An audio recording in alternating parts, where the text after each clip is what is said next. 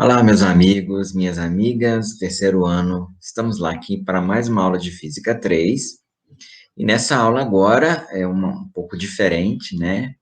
A gente ouve pouco falar disso, né? Física quântica. Só para ficar bem claro para vocês, hoje em dia a palavra quântica é muito usada, mas normalmente é mal usada. Tem muito charlatão aí usando a palavra quântica para vender produtos, né? Que fique bem claro, a física quântica é a física do subatômico, é a física que estuda as partículas do tamanho comparável ao tamanho de um átomo e menor do que isso.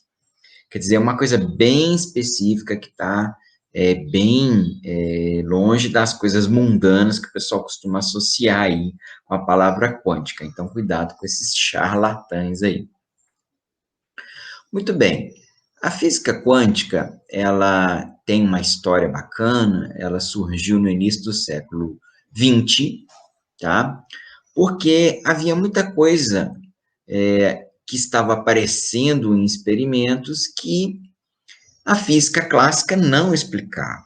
Precisávamos de uma nova física, né? Particularmente, tem três coisas que nós vamos discutir que a física clássica não explicava. A radiação emitida por um corpo negro, o efeito fotoelétrico e o espectro de linhas emitidas por gases incandescentes. Então, esses três tópicos aí nós vamos estar discutindo em detalhes, foram que deram origem, então, à física quântica, à física do estudo do átomo, como esse modelo que vocês podem ver aqui. Bom, tudo começou com a teoria do corpo negro, né, aonde, bom, para começar e dar um pouquinho de contexto para vocês, o que é um corpo negro, né? Corpo negro é um radiador térmico ideal, ou seja, é aquele corpo que absorve toda a radiação que incide sobre ele, tá? Só que ele emite energia também, ele emite uma radiação eletromagnética. Ele emite na mesma taxa que ele absorve, de forma que ele mantém-se em equilíbrio térmico. Bom, pela teoria clássica, né, a física clássica que existia na época, né, quanto maior a temperatura do corpo, maior a energia de vibração dos seus átomos, né, e maior a energia da radiação emitida, tá? Bom, isso era um problema, porque vejam, esse gráfico aqui, ele mostra direitinho como era a previsão teórica clássica, que é essa linha pontilhada, e ele mostra que os experimentos mostravam um crescimento até esse determinado comprimento de onda aqui, e a partir daqui um decaimento, certo? Então, bem diferente do que a previsão teórica clássica fazia. E muitos físicos tentaram responder, entender o que estava acontecendo, né? Muitos experimentos foram feitos para confirmar, mas os experimentos sempre mostravam essa curva aqui, totalmente diferente da curva prevista pela teoria, tá? Só concordava com ela em grandes comprimentos de onda. Bom, aí vem o Planck, Max Planck, né? Esse sujeito que vocês estão vendo aí. Tentando explicar essa teoria do corpo negro, tá? Ele considerou que os átomos do corpo negro vibravam como um sistema massa-mola, oscilando sem atrito, né? A gente falou desse sistema massa-mola lá no primeiro ano, quando a gente estudou energia potencial elástica, né? Se você estica essa mola, esse corpo preso à mola e solta, se ele não tiver atrito, ele vai ficar oscilando aqui. Toda a vida, para um lado e para o outro, para um lado e para o outro. O movimento oscilatório é isso, né? É um movimento de vai e vem. Ok? Bom, então pensa em cada átomo dessa forma aqui, né? Fazendo isso, a gente teria, então, vários osciladores, que eles chamam de osciladores harmônicos, tá? Porque esse movimento é chamado de movimento harmônico simples, teriam suas energias distribuídas estatisticamente de acordo com a temperatura. Então, essa foi uma hipótese que o Planck adotou para tentar explicar aquela teoria e fazê-la coincidir com a prática. Só que mesmo com essa consideração, ainda haviam divergências, especialmente no ultravioleta, né? A diferença no ultravioleta era gritante, tanto que era chamada de a catástrofe do ultravioleta. Porém, analisando seus cálculos, né, ele percebeu que se ele fizesse uma consideração de que a energia desses osciladores harmônicos, né, só poderia ter alguns valores discretos, a coisa coincidia, a teoria coincidia com a experimental. Como assim certos valores discretos? Discreto é usado na física como contrário de não contínuo, é o contrário de contínuo, tá? É meio antagônico a contínuo. Contínuo é qualquer valor possível, tá? Discretos são alguns valores possíveis. Vou dar um exemplo para vocês, tá? Se a gente vai comprar uma ração para cachorro, por exemplo, uma agropecuária, né? A gente consegue comprar qualquer quantidade que a gente quiser. Eles pegam um saco lá e pesam para mim 100 gramas, 200, 1 quilo, 1,5 quilo. Agora, se eu for comprar no supermercado, eu sou obrigado a comprar um pacotão de 20 quilos, 15 quilos, 10 quilos, certo? Então, no supermercado, a ração do cachorro ela é discreta. Ela só existe em alguns valores possíveis, né? Lá na agropecuária ela é contínua, eu consigo comprar qualquer quantidade que eu quiser, tá? Então o Planck ele fez essa suposição que ele mesmo não achava que era uma coisa muito realística, foi apenas um chute teórico, tá? Para tentar conciliar a teoria com a experimental. E fazendo isso, ele conciliou, tá? E ele fazia aí, para essa conciliação ficar perfeita, ele teria que adotar uma das constantes da sua teoria, que é a constante H, igual a 6,64 vezes 10 a menos 34 joules segundo. Essa constante que vai vir ser chamada depois de constante de Planck, em homenagem a ele, tá?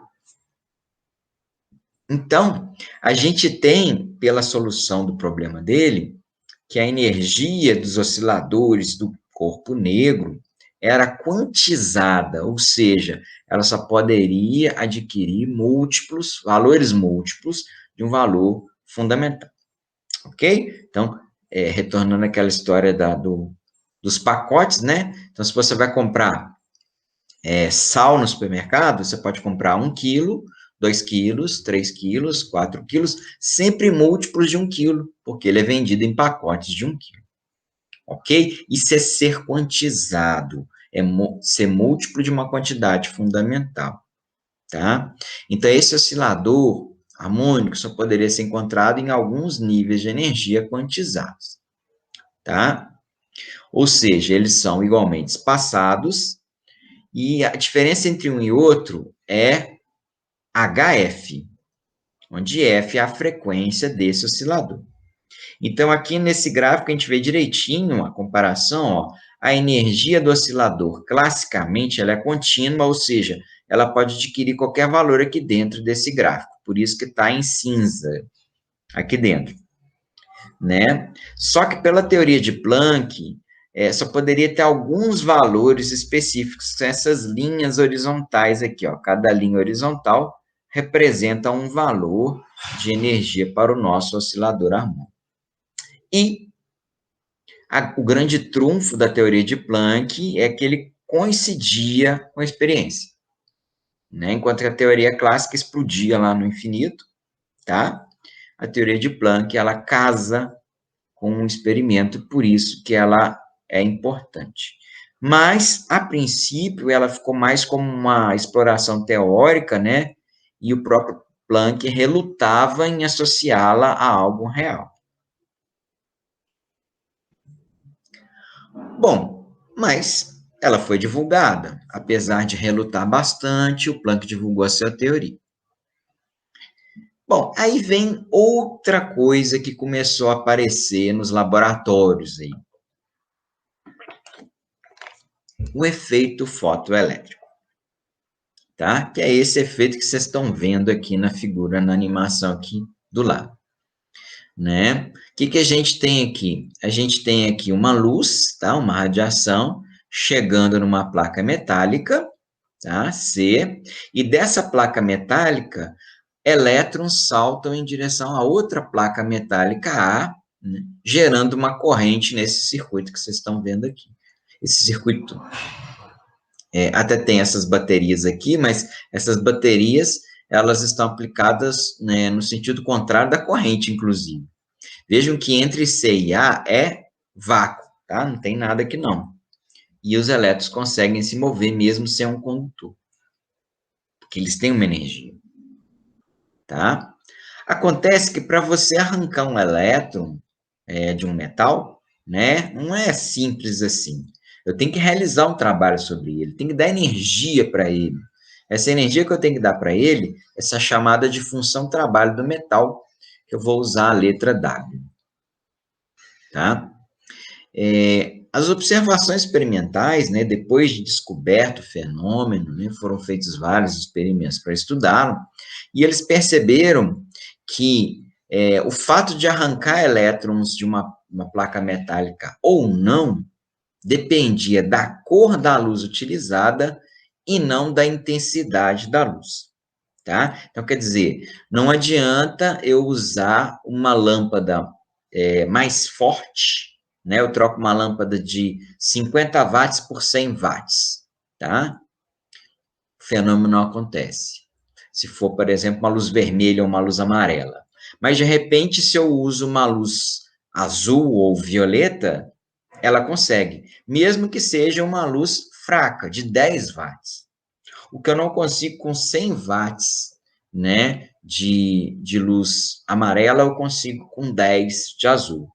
Ou seja, depende da cor da luz, não da intensidade. A intensidade que está associada à potência, tá? A intensidade é a potência sobre área. Bom, e aí vem um dos grandes gênios, se não o grande gênio do século XX, Albert Einstein, né? E ele vai, então, usando um pouquinho do gancho da teoria de Planck, ele vai explicar o que está acontecendo com o efeito fotoelétrico, né? Por que o efeito fotoelétrico depende da frequência da radiação e não da sua intensidade. Essa explicação foi tão importante, né, que rendeu a Albert Einstein o efeito fotoelétrico, né? Só uma curiosidade, ele não recebeu o prêmio Nobel por causa da teoria da relatividade, que é muito mais importante, mas recebeu pela explicação do efeito fotoelétrico. Uma das grandes injustiças do mundo, mas enfim, pelo menos foi remediado um pouco. Bom, então, seguindo um pouquinho a ideia lá do Planck, ele vai dizer, então, que a luz, que a radiação, né, particularmente nós estamos falando em radiação monocromática de uma cor só, como violeta, por exemplo, né, nessa figura, ela é constituída de pequenas quantidades, pequenos pacotes, né, a gente já falou da quantização, né, que ele vai chamar de quanta de luz, tá? Pequenas partículas, então é como se a luz fosse constituída de pequenas partículas. Mas essas partículas são tão pequenas e são emitidas em tamanha abundância, né, que elas parecem um contínuo, tá? É como você olhar para o mar. Você olha para o mar e vê um contínuo de água, mas na verdade a gente sabe bem que a água é constituída de moléculas de H2O, certo? Então, só fazendo essa analogia aí da molécula com o quanta de luz, tá? Que o termo quanta não pegou muito, depois ele foi trocado para fótons, tá? Então, essa partícula ficou mais conhecida como fóton. Então, o fóton seria uma partícula de luz, tá? O menor pacotinho possível de luz. E, para Einstein, a energia desses pacotinhos seria, então, dada por HF. H, então, é a nossa constante de Planck, que eu já apresentei para vocês, e o F é a frequência da radiação. Então, aqui está ilustrando o efeito fotoelétrico, a radiação, né? Aqui você tem os fótons. Os fótons, tem uma ondinha lá dentro, né? Para lembrar que eles se propagam como uma onda. Eles estão incidindo aqui em um metal, e esse metal, ele absorve esse elétron, esse fóton, o elétron absorve o fóton, vira um fotoelétron, e ele é ejetado do metal. Tá? Muito bem. Evidentemente que, se esse fóton tem uma energia HF maior do que a função trabalho, porque o trabalho é a energia que eu tenho que gastar para arrancar o elétron. Se ela for maior do que a função trabalho, o elétron consegue sair, né? Ela fornece a energia necessária. Se for menor, aí não consegue, ok? Então, a energia do fóton é que vai determinar, né, se o elétron vai ser arrancado ou não. E como a energia está associada à frequência, né, o Einstein conseguiu, então, relacionar a frequência ao fato de arrancar um elétron. Esses elétrons que são arrancados, eles têm uma energia cinética, EC, né? E pela conservação da energia, que vale também aqui, né? A energia do fóton, ela é dividida, vamos dizer assim, né? Uma parte dela é gasta para arrancar o elétron, que é a função trabalho, e o que sobrar vira energia cinética do elétron. Tá? Então, a energia cinética do elétron, na verdade, seria a energia do fóton menos a função trabalho. Ok? Detalhe importante é que cada elétron só pode absorver um fóton, tá? Um fóton de cada vez.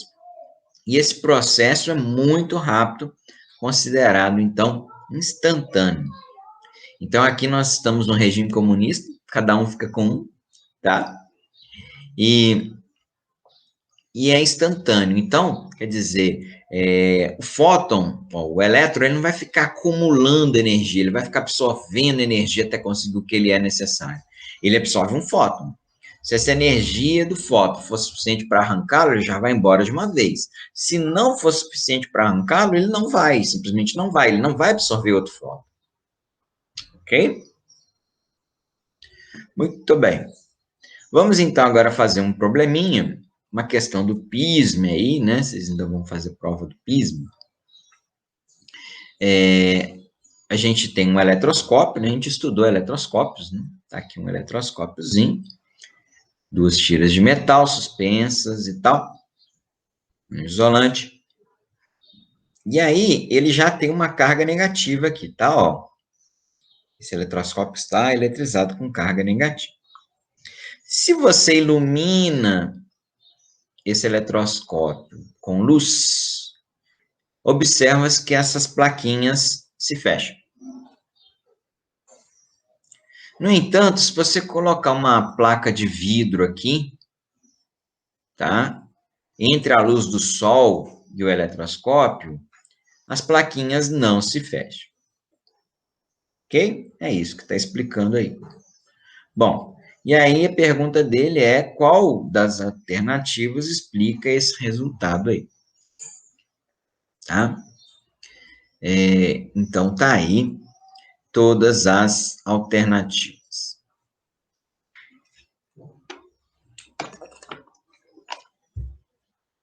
Bom, na verdade, a resposta é a letra A. O vidro, quando ele é colocado aqui, né, aqui, aliás, né, ele vai bloquear a luz, né, essa luz ultravioleta, que tem maior frequência e mais energia do que a luz violeta, tá, gente? E essa energia, em situações normais, ela é suficiente para arrancar os elétrons, como a gente viu aqui, né? Por que a luz ultravioleta? Porque é a parte do espectro solar que chega na Terra que tem maior energia. Tá? Ela tem mais energia que de toda a luz visível e também do infravermelho, que é invisível, como vocês podem ver lá no espectro eletromagnético, que a gente já discutiu lá na parte de ondas. Né? Os outros, né, são absorvidos pela atmosfera da Terra. Então, os que chegam aqui, os mais energéticos, são da ultravioleta, tá? Por isso que, se algum deles provoca efeito fotoelétrico, é o ultravioleta, é o mais indicado. Bom, e como a gente já disse, né, o efeito fotoelétrico ele não depende da intensidade, mas depende da frequência, ok? Então, quer dizer, aqui no caso, o vidro está bloqueando, e aí a luz ultravioleta não consegue chegar no eletroscópio e realizar o efeito fotoelétrico. Ok? Aí tem uma afirmação também aí que a placa de vidro vai sofrer efeito fotoelétrico. Placa de vidro é isolante, tá, gente? Efeito fotoelétrico só acontece com condutores, ok? Por isso que normalmente a gente fala metais, né? Que os metais são condutores de eletricidade. Ok?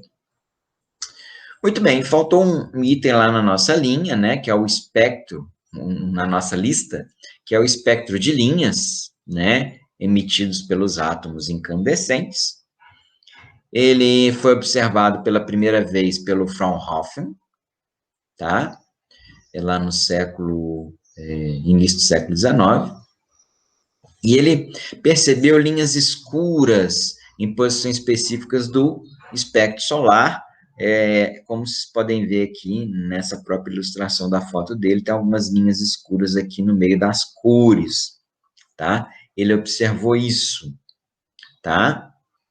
Ele também percebeu que um gás incandescente, ou seja, um gás que esteja muito quente, que está até emitindo luz, emite o mesmo tipo de linha no espectro, tá?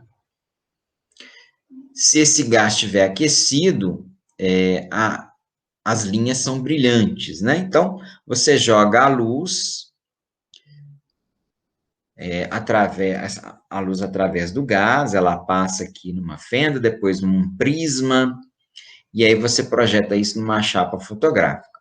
E aí vai formar as linhas aqui. No caso aqui, é um gás aquecido, então você tem essas linhas brilhantes, tá?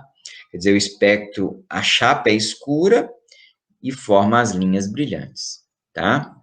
Agora, se for o contrário, se você joga o espectro, uma luz solar, num gás de baixa temperatura, aí esse gás ele vai absorver luz e vai produzir as linhas escuras, que é aquelas primeiras que Fraunhofer observou, tá? Então, é basicamente isso aqui, olha. Se você joga a luz branca num prisma, a decomposição dela gera um espectro contínuo, ok? Agora, se um gás quente joga luz, né, através de um prisma, você vai ver o espectro de emissão. Então, você vai ver linhas claras, tá? Linhas claras num fundo escuro, de uma chapa fotográfica, por exemplo. Agora, se você joga a luz branca num gás frio, aí você vai ver linhas escuras no espectro contínuo.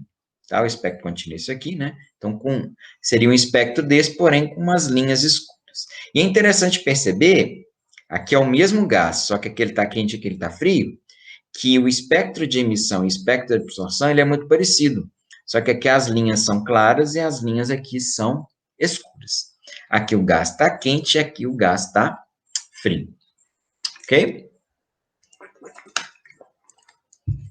Então, a posição das linhas é basicamente a mesma. E é interessante que cada elemento químico tem um conjunto de linhas que o caracterizam, tá? Então, a gente vê que o hidrogênio tem um determinado conjunto de linhas. O hélio tem outro conjunto, né? O neônio tem outro, o mercúrio tem outro. Então, cada um vai ter um conjunto de linhas, né? No caso, aqui é o espectro de emissão, né? E aqui alguns espectros de absorção, né? Aqui tem do sódio, do mercúrio, enfim. Essas linhas são muito importantes, então, porque aí a gente consegue analisar, né, a composição do gás. Então, a gente consegue, porque é meio que um documento de identidade, tá? É uma impressão digital do gás, o seu espectro. Então, se você observar a luz de um gás, de uma chama, por exemplo, né? Ou de uma estrela que está a milhões de anos-luz de distância, você consegue saber do que ela é feita analisando esse espectro, né, dela, o espectro que você observa dela, ok? É assim que a gente consegue estudar as estrelas muito distantes, né, nebulosas, enfim, todo tipo de objeto astronômico. Bom, mas até agora a gente não explicou nada, né? A gente só mostrou, né? O pessoal não sabia por que esse espectro, sabia que ele existia, tá? Quem explicou mesmo por que ele existia foi o Balmer, né? Esse físico matemático suíço que vocês estão vendo aqui ao lado, né? Ele chegou a uma expressão matemática, tá? Ele ainda não trabalhou a teoria, ele trabalhou a matemática, e essa matemática conseguia prever aonde que estariam essas linhas do átomo de hidrogênio. Tá? Conseguia prever essas linhas e explicá-las por meio de uma relação matemática, tá? Bom, mas eles não sabiam por que essas linhas, existiam essas linhas, né? Não era um espectro contínuo. Pela teoria clássica, tá? Era para ser um espectro contínuo, tá? Por quê? Pela teoria clássica, um elétron, quando ele estivesse orbitando o átomo, ele estaria girando, ele teria uma aceleração centrípeta, e cargas elétricas aceleradas, elas emitem radiação, tá? Só que ao emitir radiação, ele perde a sua energia. E à medida que ele perde energia, ele vai se aproximando do núcleo até cair lá no núcleo, tá? Só que como eles acreditavam que a frequência da radiação emitida estava relacionada à frequência do movimento dele. E como a frequência do movimento dele variava continuamente até ele chegar no núcleo, eles esperavam que o espectro observado era para ser um espectro contínuo. Mas ele não era. Ele era um espectro discreto. Bom, e quem resolveu esse problema todo, claro que com a ajudinha do nosso amigo Planck, né? E também do nosso amigo Einstein, foi Bohr, Niels Bohr, né? Ele criou um modelinho utilizado inicialmente para o modelo de hidrogênio e depois generalizado. Ele concluiu e ele mostrou matematicamente que a energia do elétron orbitando o núcleo, no caso do átomo de hidrogênio, era quantizada essa energia, tá? Alguns valores discretos, né? Então, o elétron só poderia permanecer em alguns níveis, estão ilustrados aqui, ó, o n igual a 1, que é esse pequenininho, o n igual a 2, o n igual a 3, esse n é um número quântico, tá? Se o elétron ficasse nessas órbitas aí, chamadas de órbitas permitidas, ele não irradiaria energia. E aí ele chegou na expressão matemática para essas energias, menos K sobre N ao quadrado, onde esse K é uma constante que pode ser dada em joules, tá? É um número bem pequeno, ou em elétron-volts, que aí o número já não é tão pequeno assim, né? Elétron-volt é uma unidade de energia muito utilizada em física quântica para energias muito pequenas, tá? Um elétron-volt é 1,6 vezes 10 a menos 19 joules, né? Quer dizer, é muito pequeno.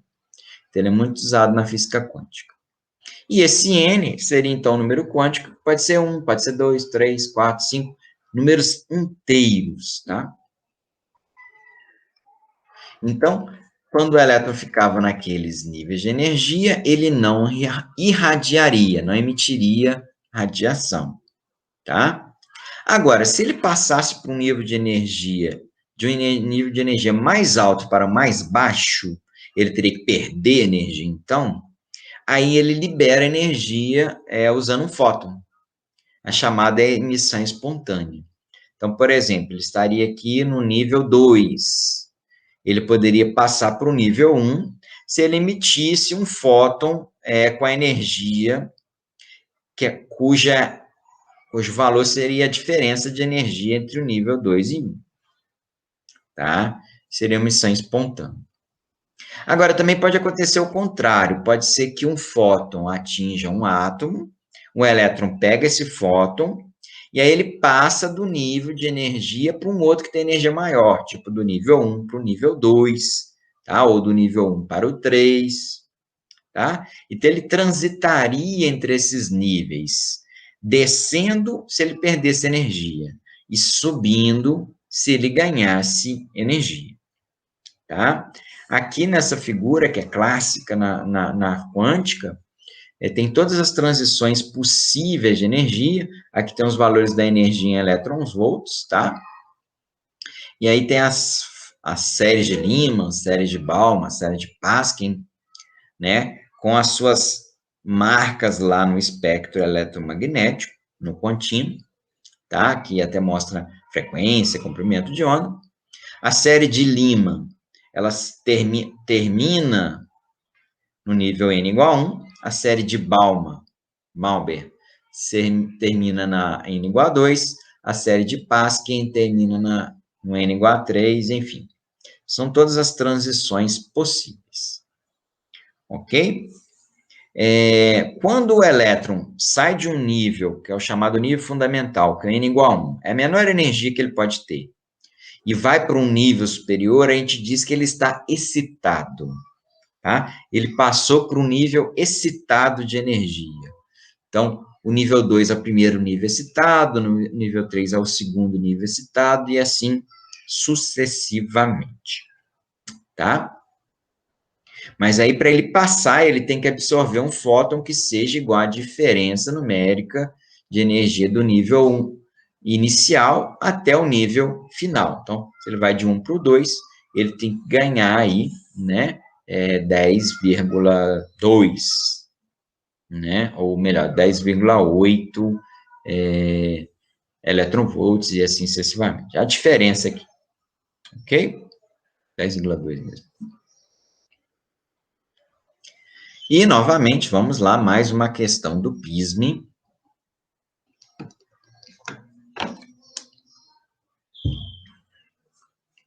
Vai falar aí do modelo de Bohr, e aí ele dá aquela equaçãozinha que eu já mostrei para vocês, só que ao invés do K, ele já botou o valor aqui direto, ó, 13,6 eletronvolts. Tem o diagrama dos níveis de energia também, tá? Em eletronvolts. E ele dá o constante de Planck também em eletronvolt segundo, tá? Para a gente trabalhar com eletronvolts. E ele vai pedir para a gente calcular, tá?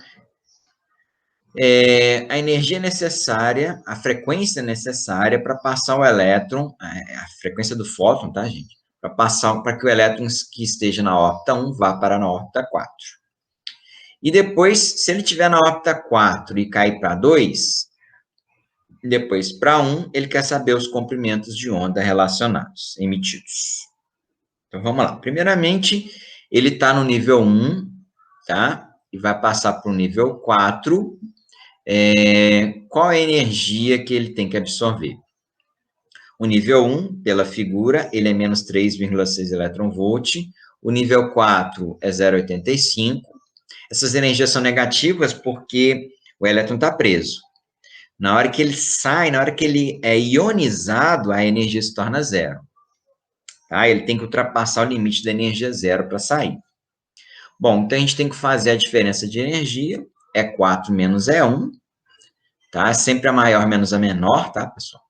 Então, menos 0,85 menos 13, menos 13,6, então ele tem que absorver 12,75 eletronvolts de energia. Tá? E aí nós vamos usar a expressão do Einstein, E igual a HF, com o H que ele deu, 4,1 vezes 10 a menos 15, porque aqui tem eletronvolts, né, gente? Aí aqui também está em eletronvolts.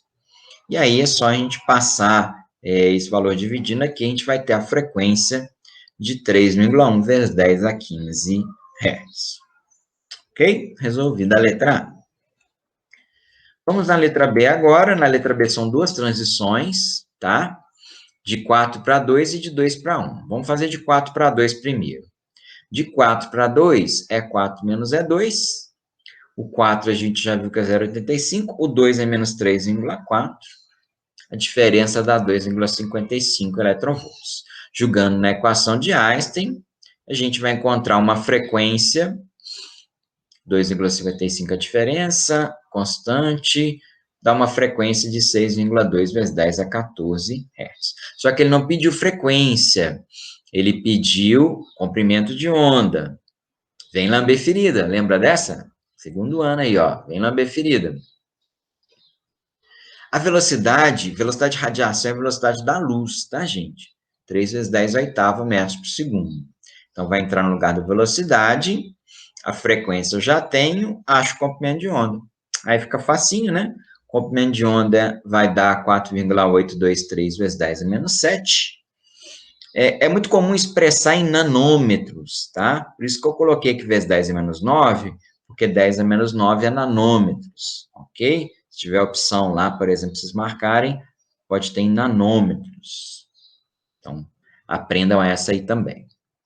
Bom, de 2 para 1 vai dar uma diferença de energia aí de 3,4 para 3,6 para 3,4, 10,2, né? Que eu já tinha comentado com vocês.